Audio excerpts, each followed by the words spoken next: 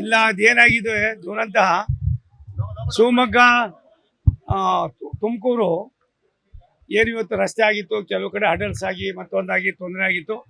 ಒಂದು 2-3 ಹಡಲ್ಸನ್ನು ಮುಗಿಸಿದ್ದೀವಿ. ಇನ್ನೊಂದು ಸಾರಿ ಮೊನ್ನೆ ಹೋಗಿ ನಾನು 2 ಮೀಟಿಂಗ್ ಮಾಡಿ ಏನೆಲ್ಲ ಮಾಡಿದ್ದೀವಿ. ಇವಾಗ ಒಂದು ನಮಗೆ ಕಲಿಪಾಳ್ಯ ಹತ್ರ ಗುಬ್ಬಿಗೆ ಹೋಗೋದಕ್ಕೆ ಜಾಗ ಜನಗಳಿಗೆ 16 ಹಳ್ಳಿಗಳಿಗೆ ತೊಂದರೆ ಆಯ್ತಾಯಿತ್ತು. ಅದೊಂದು 46-50 ಕೋಟಿನೂ ಆಗ್ತಾಯಿದೆ. ಅಲ್ದಿರ ನಮ್ಮದು ಇದರ ಹತ್ರ HMT ಏನು HAL ಇದೆಯಲ್ಲ, HALನಲ್ಲಿ ಹೆಲಿಕಾಪ್ಟರ್ ಡಿವಿಷನ್ನಲ್ಲಿ ಅಲ್ಲಿ ಒಂದು ಅಂಡರ್ ಪಾಸ್ ಬೇಕಾಯ್ತದೆ. ಅದಕ್ಕೂ ಕೂಡ ಮಾಡಿಸಿ ಇವೆರಡೂ ಕೂಡ ಭಾರತ ಸರ್ಕಾರ ಕಳಿಸ್ಕೊಡಿ ಅಂತ ಹೇಳಿದ್ದೀನಿ. ಇವಾಗ ಬರ್ತಾ ಇದೆ, ಅವೆರಡೂ ಕೂಡ ಕೈಗೆತ್ಕೋತೀವಿ.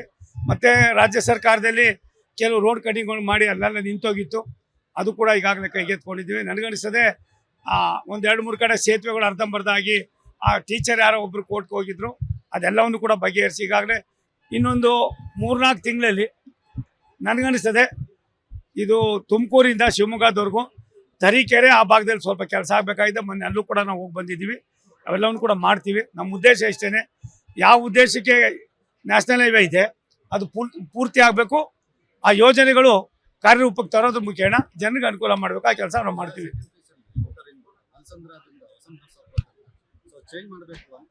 ಒಂದು ನಿಮಿಷ ನೋಡಪ್ಪ, ನಾವು ಅದ್ರ ಬಗ್ಗೆ ಈ ಪ್ರಾಜೆಕ್ಟು ನಮ್ಮ ಕಾಲದಲ್ಲ. ಈ ಕಾಲೇಜು ಮುಂದಿನಿಂದ ಮುಂದೆಯಿಂದ ನಡ್ಕೊಂಡು ಬರ್ತಾಯಿತ್ತು. ನಾನು ಎಲ್ಲಿ ಮಾಡಿದೆ ಅನ್ನೋದಕ್ಕೆಲ್ಲ ಫಸ್ಟ್ ಫೇಜನ್ನು ಮಾಡೋದಕ್ಕೆ ಈಗಾಗಲೇ ನಮ್ಮಲ್ಲಿ DPR ಕೂಡ ರೆಡಿ ಆಗ್ತಾ ಇದೆ. ಸೆಕೆಂಡ್ ಫೇಜಿಂದು ನನಗೇನದು ಮಾಹಿತಿ ಇಲ್ಲ. ಅದನ್ನು DPR ಫಸ್ಟ್ ಫೇಜ್ ಆಗಿ ಕೆಲಸ ಶುರು ಮಾಡಿದ್ಮೇಲೆ ಸೆಕೆಂಡ್ ಫೇಜ್ ಏನು ಮಾಡಬೇಕು ಅಂತ ಅನ್ನೋದನ್ನ ನಮಗೆ ಸಾರ್ವಜನಿಕರಿಗೆ ಅನುಕೂಲ ಆಗಬೇಕು, ಆ ಭಾಗದ ಜನರಿಗೆ ಅನುಕೂಲ ಆಗಬೇಕು. ಮತ್ತು ನ್ಯಾಷನಲ್ ಬೈಪಾಸ್ ಮಾಡೋ ಉದ್ದೇಶ ನ್ಯಾಷನಲ್ ಹೈವೇಲಿ ಬರ್ತಕ್ಕಂಥ ಕೆಲವು ವಾಹನಗಳನ್ನು ಅವಾಯ್ಡ್ ಮಾಡಿ ಅಭಿವೃದ್ಧಿ ಹತ್ರ ಹೋಗೋದಕ್ಕೋಸ್ಕರವಾಗಿ ತುಮಕೂರಿನ ಸರ್ವಾಂಗೀಣ ಅಭಿವೃದ್ಧಿಗೆ ಇದು ಮಾಡ್ತಾ ಇರೋದು. ಇದು ನನ್ನ ಯೋಜನೆ ಎಲ್ಲ ಹಿಂದ್ಲಿಂದ ಇತ್ತು. ಆ ಯೋಜನೆಯನ್ನು ಕಾರ್ಯರೂಪಕ್ಕೆ ತರ್ತಕ್ಕಂಥ ಕೆಲಸವನ್ನು ಮಾಡ್ತಾ ಇದ್ದೀವಿ. Thank you.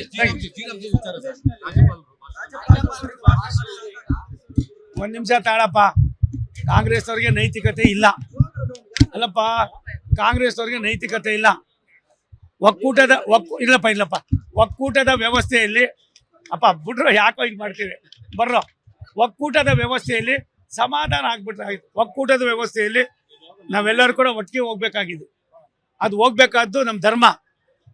ರಾಷ್ಟ್ರದ ರಾಷ್ಟ್ರಪತಿಗಳು ಯಾವ ಒಂದು ಯೋಜನೆಗೆ ಅಂಕಿತ ಹಾಕಿ ಸಂವಿಧಾನಬದ್ಧವಾಗಿದೆ ಅಂತ ಮಾಡಿದ್ದಾರೆ, ಅದನ್ನು ಮತ್ತೆ ನೀವು ಗವರ್ನರ್ ಹತ್ರ ಓದಿ ಅಂದರೆ ನಿಮ್ಗೆ ಏನಾದ್ರು ಸ್ವಲ್ಪ ಆದರೂ ತಲೆಯಲ್ಲಿ ಅದ್ರ ಬಗ್ಗೆ ಗಾಂಭೀರ್ಯತೆ ಇದೆ, ಚಿಂತನೆ ಇದೆ ಅನ್ನೋದನ್ನು ನಾವು ಯೋಚನೆ ಮಾಡಬೇಕಾಗಿತ್ತು. ಅದನ್ನು ಮಾಡಿಲ್ಲ.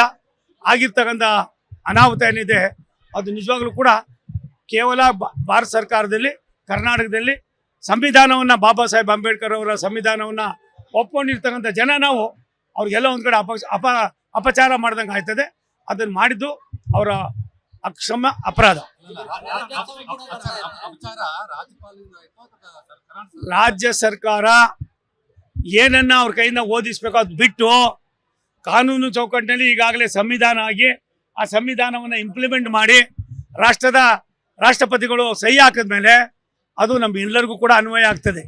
ಅಂತಾದ್ರ ಬಗ್ಗೆ ನೀವು ಎಲ್ಲ ಒಂದು ಕಡೆ ನೀವು ಆಮೇಲೆ ಮಾತಾಡ್ಬೇಕಾದ್ರೆ ಏನಾದ್ರು ಮಾತಾಡ್ಬೇಕಾದ್ರೆ ನೀವು ಔಷಿದೆ, ನೀವು ಸ್ವತಂತ್ರರಿದ್ದೀರಿ, ಆ ಸದನದಲ್ಲಿ ಯಾವ ರೀತಿ ಬೇಕಾದ್ರೆ ಚರ್ಚೆ ಮಾಡ್ಕೊಳ್ಳಿ. ಅದನ್ನು ಬಿಟ್ಬಿಟ್ಟು ಸಂವಿಧಾನವನ್ನು ಯಾರು ಮಾಡಿ ಅಲ್ಲಿ ಕಳಿಸಿದ್ದೀವಿ, ಅದಕ್ಕೆ ಯಾರು ಸೈನ್ ಹಾಕಿದ್ದಾರೆ, ಅದರ ಬದ್ಧತೆ ಏನು, ಗಾಂಭೀರ್ಯತೆ ಏನು ಅನ್ನೋದು ಅರ್ಥ ಮಾಡ್ಕೊಳ್ತೀರ ಮಾತಾಡ್ತಕ್ಕಂಥದ್ದು ಅವ್ರಿಗೆ ಶೋಭತೆ ಇರೋದಲ್ಲ. ಒಂದು ನಿಮಿಷ ತಾಳಿ. ಇಲ್ಲಿ ರಾಜ್ಯಪಾಲರು ಒಬ್ಬ ಅನುಭವಿ ರಾಜಕಾರಣಿ ಅನ್ನೋದಕ್ಕಿಂತ ಹೆಚ್ಚಾಗಿ ಅವ್ರ ಅನುಭವ ಎಷ್ಟು, 60 ವರ್ಷಕ್ಕೂ ಮೇಲ್ಪಟ್ಟು ರಾಜ್ಯದಲ್ಲಿ ದೇಶದಲ್ಲಿ ಅವ್ರು ಕೆಲಸ ಮಾಡಿದ್ದಾರೆ ಅಂತ ಒಬ್ಬ ಅನುಭವಿ ಮಂತ್ರಿ ವ್ಯವಸ್ಥೆ ನಮ್ಮ ರಾಜ್ಯದ ರಾಜ್ಯಪಾಲರಾಗಿರೋದು ನಮ್ಮ ಯಾವುದೋ ಪೂರ್ವ ಜನ್ಮದ ಪುಣ್ಯ.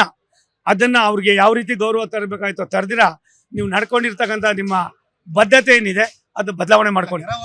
ಇಲ್ಲ ಅದೇನಾಗಿದೆ ದುರಂತ ಶಿವಮೊಗ್ಗ ತುಮಕೂರು ಏನು ಇವತ್ತು ರಸ್ತೆ ಆಗಿತ್ತು, ಕೆಲವು ಕಡೆ ಹಡಲ್ಸ್ ಆಗಿ ಮತ್ತೊಂದಾಗಿ ತೊಂದರೆ ಆಗಿತ್ತು. ಒಂದು 2-3 ಹಡಲ್ಸನ್ನು ಮುಗಿಸಿದ್ದೀವಿ. ಇನ್ನೊಂದು ಸಾರಿ ಮೊನ್ನೆ ಹೋಗಿ ನಾನು 2 ಮೀಟಿಂಗ್ ಮಾಡಿ ಏನೆಲ್ಲ ಮಾಡಿದ್ದೀವಿ. ಇವಾಗ ಒಂದು ನಮಗೆ ಕಲಿಪಾಳ್ಯ ಹತ್ರ ಗುಬ್ಬಿಗೆ ಹೋಗೋದಕ್ಕೆ ಜಾಗ ಜನಗಳಿಗೆ 16 ಹಳ್ಳಿಗಳಿಗೆ ತೊಂದರೆ ಆಯ್ತಾಯಿತ್ತು. ಅದೊಂದು 46-50 ಕೋಟಿನೂ ಆಗ್ತಾಯಿದೆ. ಅಲ್ದಿರ ನಮ್ಮದು ಇದರ ಹತ್ರ HMT ಏನು HAL ಇದೆಯಲ್ಲ, HALನಲ್ಲಿ ಹೆಲಿಕಾಪ್ಟರ್ ಡಿವಿಷನ್ನಲ್ಲಿ ಅಲ್ಲಿ ಒಂದು ಅಂಡರ್ ಪಾಸ್ ಬೇಕಾಯ್ತದೆ. ಅದಕ್ಕೂ ಕೂಡ ಮಾಡಿಸಿ ಇವೆರಡೂ ಕೂಡ ಭಾರತ ಸರ್ಕಾರ ಕಳಿಸ್ಕೊಡಿ ಅಂತ ಹೇಳಿದ್ದೀನಿ. ಇವಾಗ ಬರ್ತಾ ಇದೆ, ಅವೆರಡೂ ಕೂಡ ಕೈಗೆತ್ಕೋತೀವಿ. ಮತ್ತು ರಾಜ್ಯ ಸರ್ಕಾರದಲ್ಲಿ ಕೆಲವು ರೋಡ್ ಕಟಿಂಗ್ಗಳು ಮಾಡಿ ಅಲ್ಲೆಲ್ಲ ನಿಂತೋಗಿತ್ತು, ಅದು ಕೂಡ ಈಗಾಗಲೇ ಕೈಗೆತ್ಕೊಂಡಿದ್ದೀವಿ. ನನಗನ್ನಿಸ್ತದೆ ಒಂದು 2-3 ಕಡೆ ಸೇತುವೆಗಳು ಅರ್ಧಂಬರ್ಧಾಗಿ ಆ ಟೀಚರ್ ಯಾರೋ ಒಬ್ಬರು ಕೋರ್ಟ್ಗೆ ಹೋಗಿದ್ರು, ಅದೆಲ್ಲವನ್ನು ಕೂಡ ಬಗೆಹರಿಸಿ ಈಗಾಗಲೇ ಇನ್ನೊಂದು 3-4 ತಿಂಗಳಲ್ಲಿ ನನಗನ್ನಿಸ್ತದೆ ಇದು ತುಮಕೂರಿಂದ ಶಿವಮೊಗ್ಗದವರೆಗೂ ತರೀಕೆರೆ ಆ ಭಾಗದಲ್ಲಿ ಸ್ವಲ್ಪ ಕೆಲಸ ಆಗಬೇಕಾಗಿದೆ. ಮೊನ್ನೆ ಅಲ್ಲೂ ಕೂಡ ನಾವು ಹೋಗಿ ಬಂದಿದ್ದೀವಿ, ಅವೆಲ್ಲವನ್ನು ಕೂಡ ಮಾಡ್ತೀವಿ. ನಮ್ಮ ಉದ್ದೇಶ ಇಷ್ಟೇ, ಯಾವ ಉದ್ದೇಶಕ್ಕೆ ನ್ಯಾಷನಲ್ ಹೈವೇ ಇದೆ ಅದು ಪೂರ್ತಿ ಆಗಬೇಕು. ಆ ಯೋಜನೆಗಳು ಕಾರ್ಯರೂಪಕ್ಕೆ ತರೋದ್ರ ಮುಖೇನ ಜನರಿಗೆ ಅನುಕೂಲ ಮಾಡಬೇಕು. ಆ ಕೆಲಸ ನಾವು ಮಾಡ್ತೀವಿ.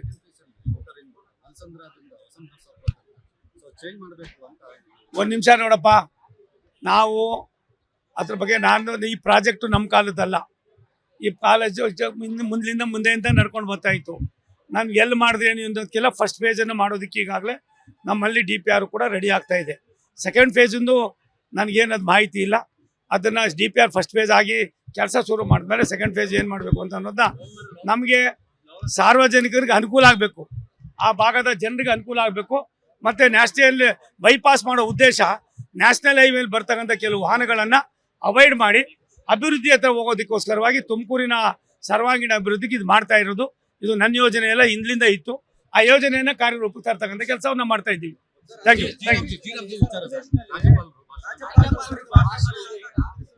ಒಂದು ನಿಮಿಷ ತಾಳಪ್ಪ. ಕಾಂಗ್ರೆಸ್ ಅವ್ರಿಗೆ ನೈತಿಕತೆ ಇಲ್ಲ ಅಲ್ಲಪ್ಪ, ಕಾಂಗ್ರೆಸ್ ಅವ್ರಿಗೆ ನೈತಿಕತೆ ಇಲ್ಲ. ಒಕ್ಕೂಟದ ವ್ಯವಸ್ಥೆಯಲ್ಲಿ ಅಪ್ಪ ಬಿಡ್ರೋ, ಯಾಕೋ ಈಗ ಮಾಡ್ತೀವಿ ಬರ್ರೋ. ಒಕ್ಕೂಟದ ವ್ಯವಸ್ಥೆಯಲ್ಲಿ ಸಮಾಧಾನ ಆಗ್ಬಿಟ್ರಾಗಿತ್ತು. ಒಕ್ಕೂಟದ ವ್ಯವಸ್ಥೆಯಲ್ಲಿ ನಾವೆಲ್ಲರೂ ಕೂಡ ಒಟ್ಟಿಗೆ ಹೋಗ್ಬೇಕಾಗಿದೆ. ಅದು ಹೋಗ್ಬೇಕಾದ್ದು ನಮ್ಮ ಧರ್ಮ. ರಾಷ್ಟ್ರದ ರಾಷ್ಟ್ರಪತಿಗಳು ಯಾವ ಒಂದು ಯೋಜನೆಗೆ ಅಂಕಿತ ಹಾಕಿ ಸಂವಿಧಾನಬದ್ಧವಾಗಿದೆ ಅಂತ ಮಾಡಿದ್ದಾರೆ, ಅದನ್ನು ಮತ್ತೆ ನೀವು ಗವರ್ನರ್ ಹತ್ರ ಓದಿ ಅಂದರೆ ನಿಮ್ಗೆ ಏನಾದ್ರು ಸ್ವಲ್ಪ ಆದರೂ ತಲೆಯಲ್ಲಿ ಅದ್ರ ಬಗ್ಗೆ ಗಾಂಭೀರ್ಯತೆ ಇದೆ, ಚಿಂತನೆ ಇದೆ ಅನ್ನೋದನ್ನು ನಾವು ಯೋಚನೆ ಮಾಡಬೇಕಾಗಿತ್ತು. ಅದನ್ನು ಮಾಡಿಲ್ಲ. ಆಗಿರ್ತಕ್ಕಂಥ ಅನಾಹುತ ಏನಿದೆ ಅದು ನಿಜವಾಗ್ಲೂ ಕೂಡ ಕೇವಲ ಭಾರತ ಸರ್ಕಾರದಲ್ಲಿ, ಕರ್ನಾಟಕದಲ್ಲಿ ಸಂವಿಧಾನವನ್ನು, ಬಾಬಾ ಸಾಹೇಬ್ ಅಂಬೇಡ್ಕರ್ ಅವರ ಸಂವಿಧಾನವನ್ನು ಒಪ್ಕೊಂಡಿರ್ತಕ್ಕಂಥ ಜನ ನಾವು ಅವ್ರಿಗೆಲ್ಲ ಒಂದು ಕಡೆ ಅಪಚಾರ ಮಾಡ್ದಂಗೆ ಆಯ್ತದೆ. ಅದನ್ನು ಮಾಡಿದ್ದು ಅವರ ಅಕ್ಷಮ ಅಪರಾಧ. ರಾಜ್ಯ ಸರ್ಕಾರ ಏನನ್ನ ಅವ್ರ ಕೈಯಿಂದ ಓದಿಸ್ಬೇಕು ಅದು ಬಿಟ್ಟು ಕಾನೂನು ಚೌಕಟ್ಟಿನಲ್ಲಿ ಈಗಾಗಲೇ ಸಂವಿಧಾನ ಆಗಿ ಆ ಸಂವಿಧಾನವನ್ನು ಇಂಪ್ಲಿಮೆಂಟ್ ಮಾಡಿ ರಾಷ್ಟ್ರಪತಿಗಳು ಸಹಿ ಹಾಕಿದ್ಮೇಲೆ ಅದು ನಮ್ಗೆಲ್ಲರಿಗೂ ಕೂಡ ಅನ್ವಯ ಆಗ್ತದೆ. ಅಂತಾದ್ರ ಬಗ್ಗೆ ನೀವು ಎಲ್ಲ ಒಂದು ಕಡೆ ನೀವು ಆಮೇಲೆ ಮಾತಾಡ್ಬೇಕಾದ್ರೆ ಏನಾದ್ರು ಮಾತಾಡ್ಬೇಕಾದ್ರೆ ನೀವು ಔಷಿದೆ, ನೀವು ಸ್ವತಂತ್ರರಿದ್ದೀರಿ. ಆ ಸದನದಲ್ಲಿ ಯಾವ ರೀತಿ ಬೇಕಾದ್ರೆ ಚರ್ಚೆ ಮಾಡ್ಕೊಳ್ಳಿ. ಅದನ್ನು ಬಿಟ್ಬಿಟ್ಟು ಸಂವಿಧಾನವನ್ನು ಯಾರು ಮಾಡಿ ಅಲ್ಲಿ ಕಳಿಸಿದ್ದೀವಿ, ಅದಕ್ಕೆ ಯಾರು ಸೈನ್ ಹಾಕಿದ್ದಾರೆ, ಅದರ ಬದ್ಧತೆ ಏನು, ಗಾಂಭೀರ್ಯತೆ ಏನು ಅನ್ನೋದು ಅರ್ಥ ಮಾಡ್ಕೊಳ್ತೀರ ಮಾತಾಡ್ತಕ್ಕಂಥದ್ದು ಅವ್ರಿಗೆ ಶೋಭತೆ ಇರೋದಲ್ಲ. ಒಂದು ನಿಮಿಷ ತಾಳಿ. ಇಲ್ಲಿ ರಾಜ್ಯಪಾಲರು ಒಬ್ಬ ಅನುಭವಿ ರಾಜಕಾರಣಿ ಅನ್ನೋದಕ್ಕಿಂತ ಹೆಚ್ಚಾಗಿ ಅವ್ರ ಅನುಭವ ಎಷ್ಟು, 60 ವರ್ಷಕ್ಕೂ ಮೇಲ್ಪಟ್ಟು ರಾಜ್ಯದಲ್ಲಿ, ದೇಶದಲ್ಲಿ ಅವ್ರು ಕೆಲಸ ಮಾಡಿದ್ದಾರೆ ಅಂತ ಒಬ್ಬ ಅನುಭವಿ ಮಂತ್ರಿ ವ್ಯವಸ್ಥೆ ನಮ್ಮ ರಾಜ್ಯದ ರಾಜ್ಯಪಾಲರಾಗಿರೋದು ನಮ್ಮ ಯಾವುದೋ ಪೂರ್ವ ಜನ್ಮದ ಪುಣ್ಯ. ಅದನ್ನು ಅವ್ರಿಗೆ ಯಾವ ರೀತಿ ಗೌರವ ತರಬೇಕಾಯ್ತೋ ತರದಿರ ನೀವು ನಡ್ಕೊಂಡಿರ್ತಕ್ಕಂಥ ನಿಮ್ಮ ಬದ್ಧತೆ ಏನಿದೆ ಅದು ಬದಲಾವಣೆ ಮಾಡ್ಕೊಳ್ಳಿ.